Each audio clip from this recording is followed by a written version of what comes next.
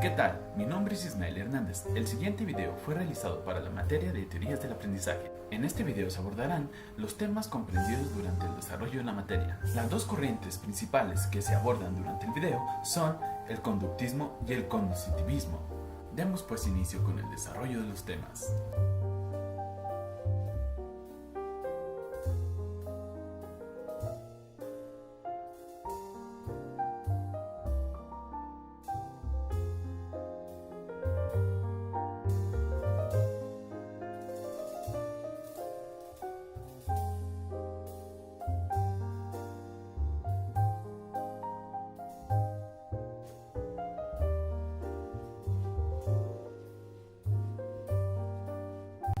La obra realizada en el primer laboratorio de psicología, fundado por Wundt en 1879, y las diversas investigaciones sobre las funciones psicológicas, hechas desde una perspectiva fisiológica y biológica, fueron, entre otros, los factores que determinaron el nacimiento de la psicología experimental y, por tanto, la independencia de la psicología respecto de la filosofía, de la cual se había considerado parte hasta entonces. La adopción del método usado en las ciencias naturales permitió a la psicología adquirirse un estatus científico. Su objetivo pasa a ser el estudio experimental de las funciones psicológicas mediante su observación, su experimentación y su medición, y con ello se establece una ruptura con las corrientes animistas y con la explicación que éstas sustentaban sobre la actividad psíquica. Con todas las dificultades teóricas y metodológicas inherentes al desarrollo de la psicología científica, a fines del siglo pasado, diferentes investigadores ya manifestaban su interés por estudiar el aprendizaje y los procesos subyacentes a él.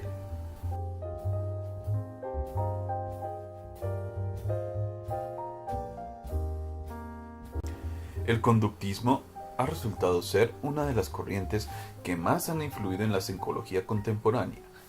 Surge como una corriente psicológica que vino a revolucionar la psicología mentalista que imperaba en la época de su aparición.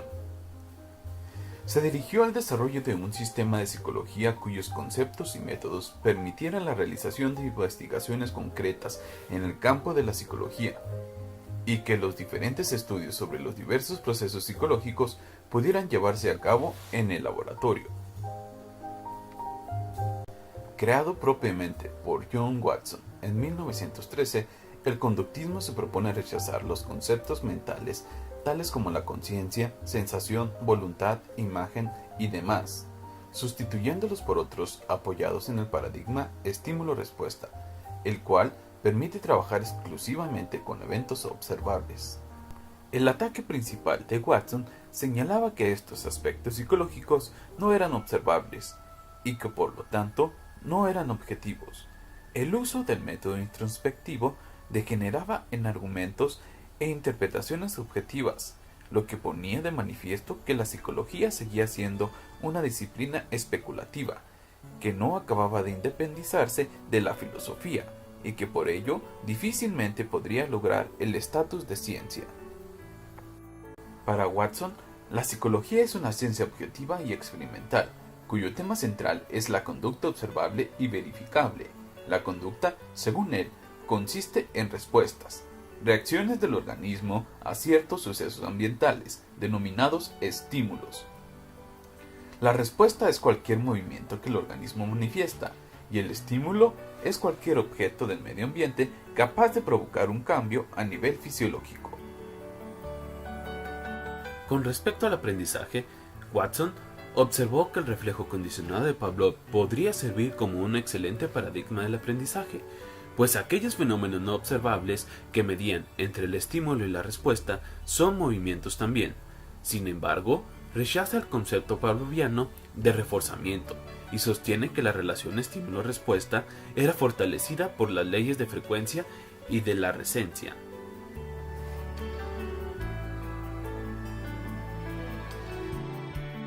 A Thorndike se le debe la introducción del término refiaerco, pensando este autor que el aprendizaje era el resultado de una respuesta instrumental con la que se ha conseguido un estímulo gratificante o satisfactorio.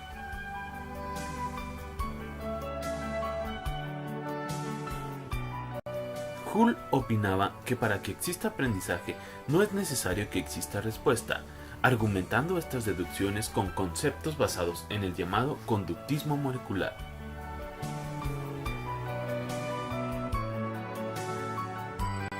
Joseph Wolf anunció que la conducta neurótica era un conjunto de hábitos persistentes de una conducta desadaptadora aprendida ante situaciones que provocan ansiedad.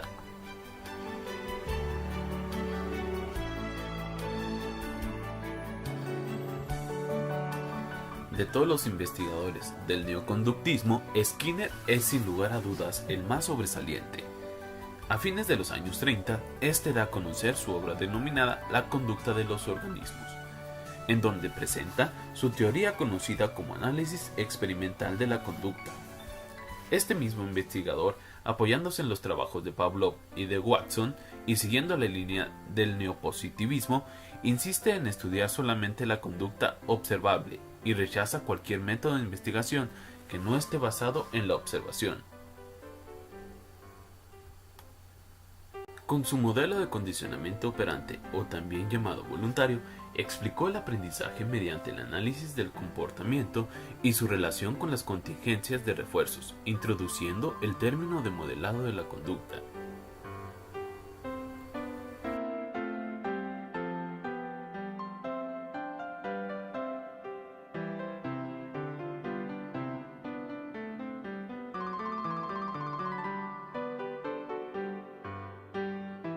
Los trabajos de Pavlov sobre las conductas reflejas pusieron de manifiesto que un estímulo evoca una respuesta refleja, pero que un estímulo neutro adquiere el poder de evocar esta misma respuesta, como es el caso de la salivación en el perro, que puede presentarse ante estímulos neutros determinados, como por ejemplo el sonido de una campana, que al principio se hace concurrir con la presentación de la comida.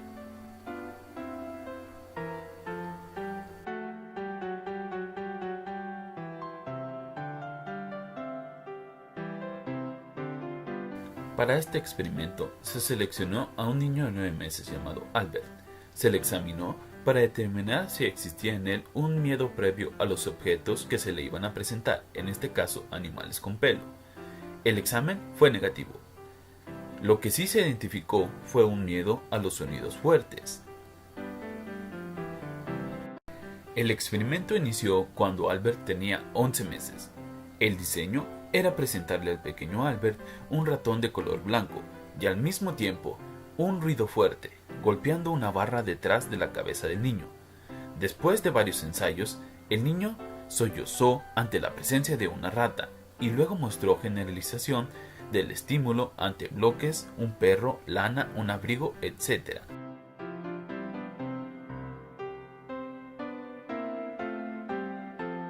La caja de Skinner es el instrumento que este autor creó para el estudio del condicionamiento operante. En su versión más sencilla, la caja dispondría de una palanca que el sujeto, una paloma por ejemplo, puede apretar y de un dispositivo para administrar el refuerzo, comida en este caso, cuando el sujeto apriete la palanca. Puede tener también algún instrumento que le permita al investigador señalar al animal la disponibilidad del refuerzo, una bombilla que puede encender, que haría el papel de estímulo discriminativo.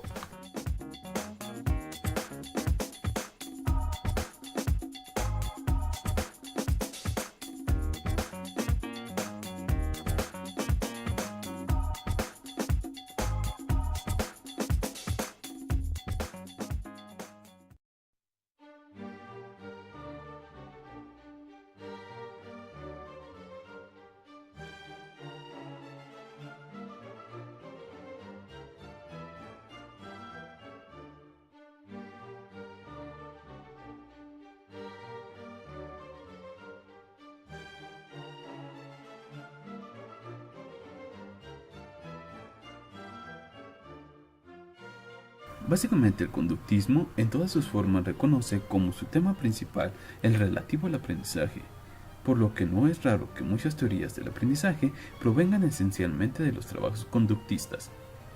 Sin embargo, cómo se aprende despierta también el interés de otros psicólogos experimentales que estudian los procesos mediadores existentes entre el estímulo y la respuesta.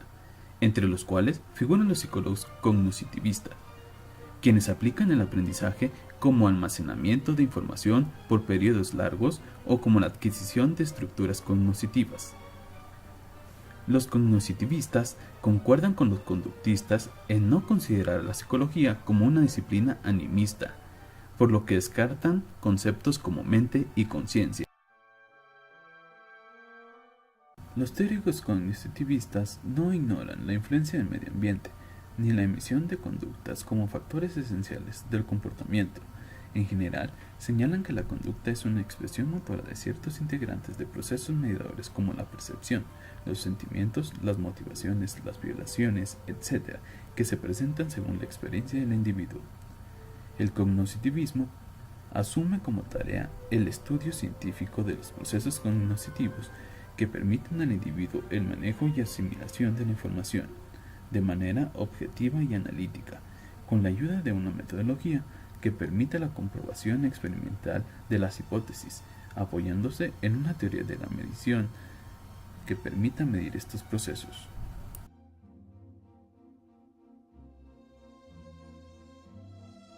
Se podría decir que los primeros estudios cognitivistas que aparecieron en este siglo eran fuertemente influidos por el modelo asociacionista. Para esta escuela, el aprendizaje es un producto de las asociaciones hechas por el individuo entre sensaciones y copias de la realidad y las expresiones previas. La retención de la información consiste en el almacenamiento de estas copias, o sea, como producto de las asociaciones. Para los asociacionistas, el conocimiento se adquiere por los lazos asociativos existentes entre las ideas. Los estudios sobre aprendizaje verbal representan esta posición y consideran a las palabras como unidades, cuyo aprendizaje se reduce a la memorización de palabras.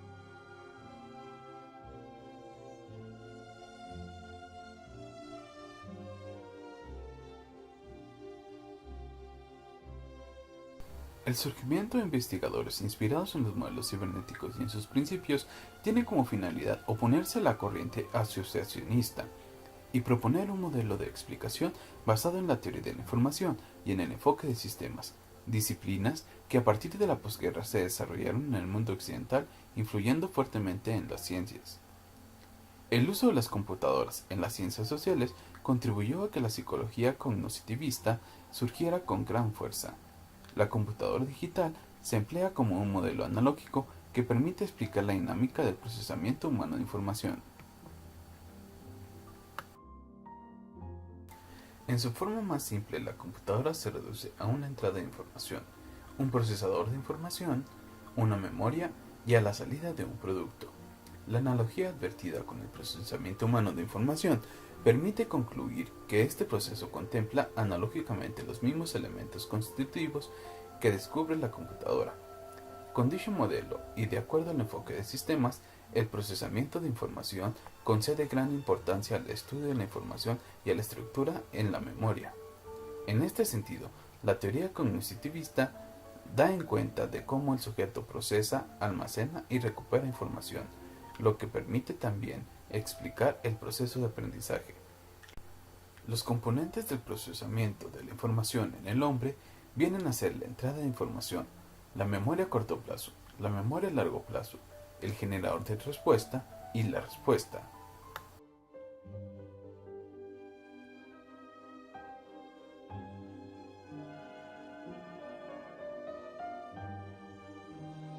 Esta teoría tiene su origen en la corriente de la Gestalt, puesto que concibe a las estructuras cognitivas como una totalidad que no puede ser reducida a sus elementos. Cada elemento se halla subordinado a otro, y cualquier modificación ejercida sobre uno de los elementos afecta la totalidad del conjunto. En la teoría organicista, la interacción entre las estructuras cognitivas y los elementos de la información depende de la naturaleza de dichos elementos y de la relación que los mantiene unidos. Un ejemplo de ello sería la forma de organización del conocimiento. El aprendizaje se concibe como la transformación de esquemas. Esta transformación se realiza gracias a la incorporación de nuevos elementos a los esquemas, lo que implica una reconfiguración del esquema.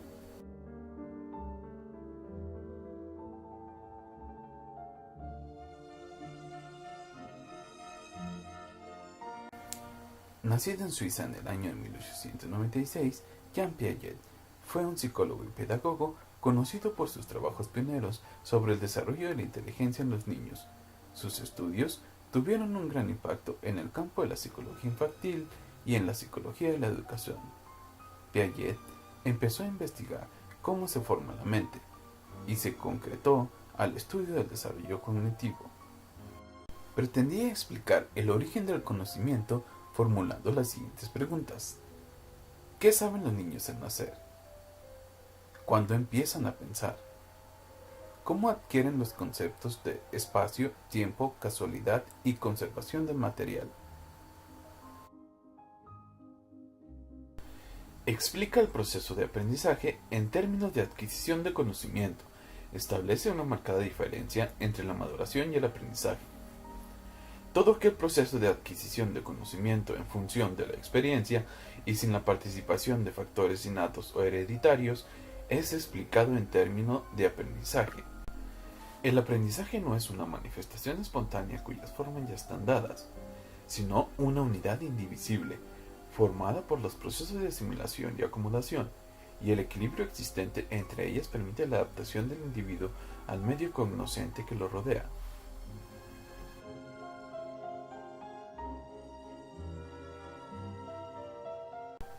Las acciones que se relacionan con el conocimiento son denominadas por Piaget esquemas y constituyen la unidad asimiladora. El desarrollo cognitivo se inicia a partir de las potencialidades del bebé de actuar sobre el medio. El bebé dispone de un conjunto de capacidades perceptivas y motrices. Muchos de los reflejos del bebé desaparecen, pero otros adquieren una significación cognitiva importante. A esos reflejos Piaget le llama esquemas reflejos. Un esquema es la estructura o la organización de las acciones tal y como se transfieren o generalizan con motivo de la repetición de una acción determinada en circunstancias iguales o análogas, los cuales se aplican directamente sobre la realidad física, produciendo modificaciones visibles en ella. Los esquemas que no desaparecen, sino que evolucionan por el ejercicio constante, dan lugar a los esquemas de acción. En la segunda mitad del segundo año de vida, la función simbólica o capacidad de representación simbólica hace posible la construcción de esquemas representacionales, entendidos como acciones mentales o internas. Todos los esquemas a los que se refiere Piaget son por definición acciones, si bien una clase particular de ellos recibe propiamente la denominación de esquemas de acción. Los esquemas de acción interiorizados, que se agrupan en totalidades, reciben el nombre de operaciones, y las totalidades mismas se denominan estructuras operatorias.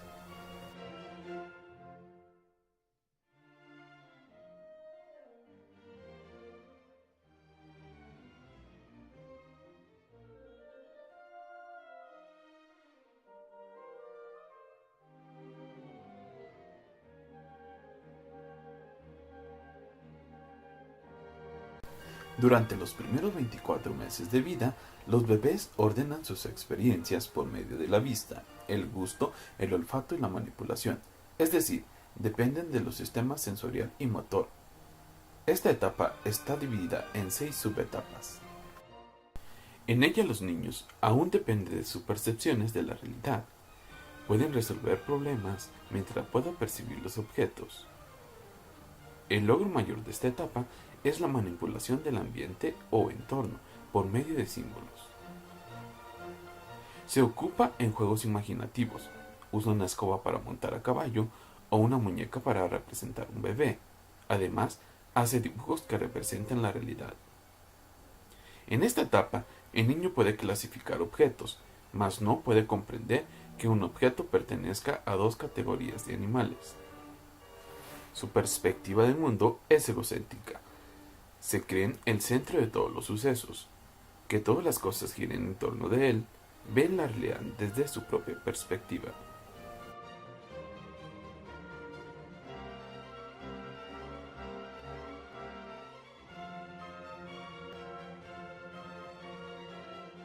Las operaciones concretas se refieren a la capacidad mental que adquieren los niños en esta etapa para resolver problemas mentales. Compite con sus compañeros de forma amigable. Cuando los niños utilizan el razonamiento para resolver problemas, se expande su capacidad para clasificar y categorizar objetos. En esta etapa ya no requiere de la realidad sensorial frente a ellos para entender y resolver problemas. Sin embargo, todavía no son capaces de manejar ideas abstractas.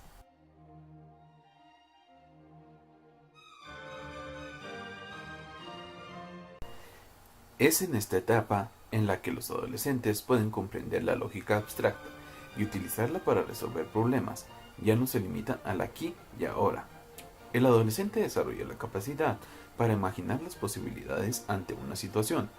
Pueden manejar varias cosas al mismo tiempo en su mente, por lo que puede generar varias alternativas para resolver alguna necesidad. En esta etapa, los individuos tratan de encontrarle sentido a la vida, se interesan por la justicia social, por la religión, el significado de los derechos, etc. Al final de esta etapa, tienen el mismo aparato mental que los adultos.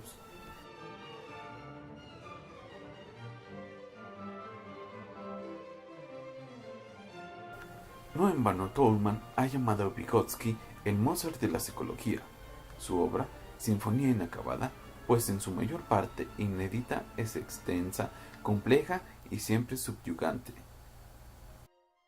Para Vygotsky, 7 son los conceptos que describen los procesos responsables del aprendizaje en general: interacción social, internalización, interpsicológico e intrapsicológico, zona de desarrollo real, zona de desarrollo próximo y la zona de desarrollo potencial.